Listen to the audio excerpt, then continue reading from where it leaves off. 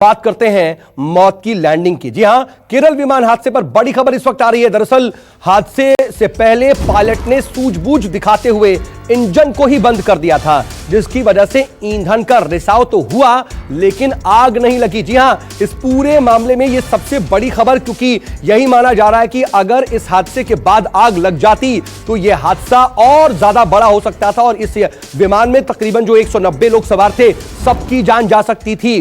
लेकिन आग ना लगने का जो कारण है वो अब निकल करके सामने आ रहा है। संभवतः जो बात अभी सामने आ रही है कि पायलट ने इंजन बंद कर दिया था सूझबूझ दिखाते हुए, उसी वजह से तेल का रिसाव तो हुआ हादसे के बाद, लेकिन आग की लपटें नहीं उठी और आग नहीं लगी।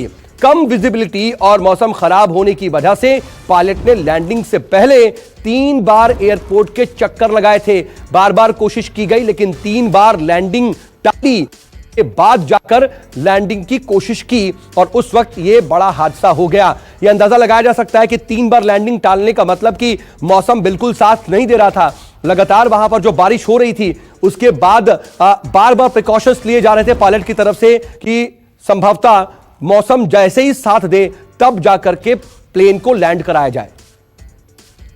केजे श्रीवास्तव मेरे साथ, मेरे सहयोगी इस वक्त जुड़ रहे हैं। केजे, देखिए ये बात तो कही जा रही थी कि पायलट ने पूरी कोशिश की है कि हादसे को टाला जाए और इसी में ये बात अभी सामने आ रही है कि बहुत बड़ी सूझबूझ दिखाते हुए उन्होंने इंजन बंद कर दिया था।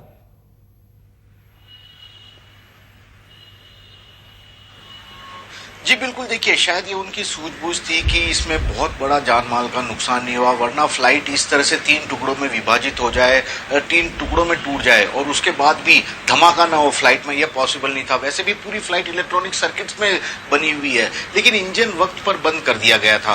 पहले ही उन लोगों को आशंका थी। वैसे मैं आपको बताता हूँ, जो टी टेबल एयरपोर्ट जितने भी होते हैं वहां पर फ्लाइट को उतारने या फ्लाइट को टेक ऑफ करने के लिए पहले पायलट को खास तौर पर 10-12 बार ऐसे ही प्रशिक्षण दिया जाता है। इतना आसान नहीं होता वहां पर कि फ्लाइट कोई भी आके उतर जाए। उसके लिए स्पेसिफिकली प्रशिक्षित जो पायलट होते हैं उन्हें ही वहां पर फ्लाइट उस तौर का उड़ान भरने की इस एयरपोर्ट पर इजाजत दी जाती है। तो ऐसे में काफी अनुभवी भी थे और इनका अनुभव शायद कई लोगों की जान बचाने में एक बड़ा कारगर साबित हुआ। और यही कारण है कि अब जो कॉकपिट बॉक्स मिला है, जो वॉइस रिकॉर्डर की जिसकी हम बात कर रहे हैं, डिजिटल वॉइस रिकॉर्डर, इन दोनों को भी जब्त कर लिया गया। अब इसका अध्ययन किया जाएगा ताकि पता लग सके कि एटीएस, डीजीसीए और इन पायलटों के बीच में ठीक है। लेकिन श्रीवास्तव में आ रहा हूं, नागरिक उड्डयन मंत्री हरदीप पुरी भी मौके पर पहुंचे हुए और हादसे की जांच के लिए दूसरी टीम 2 बजे वहां पहुंचेगी। और इस वक्त जो खबर यह मिल रही है कि विमान का जो ब्लैक बॉक्स मिल गया है उसे दिल्ली लाया जाएगा और इस हादसे में तकरीबन 22 लोग हैं जो गंभीर रूप से घायल हैं। श्रीवास्तव, इन घायलों के बारे में क्या जानकारी है? 22 लोग गंभीर रूप से घायल हैं, उनकी स्थिति क्या है?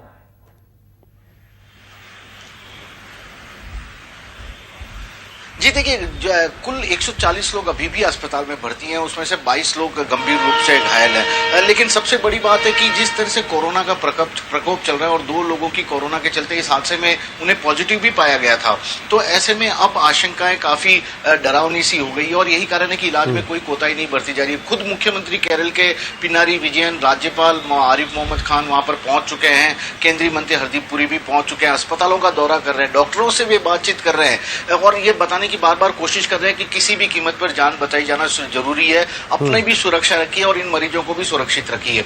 तो पहली प्रायोरिटी कल रात से यही थी कि जो लोग इसमें घायल हुए उनकी जान बचाई जाए।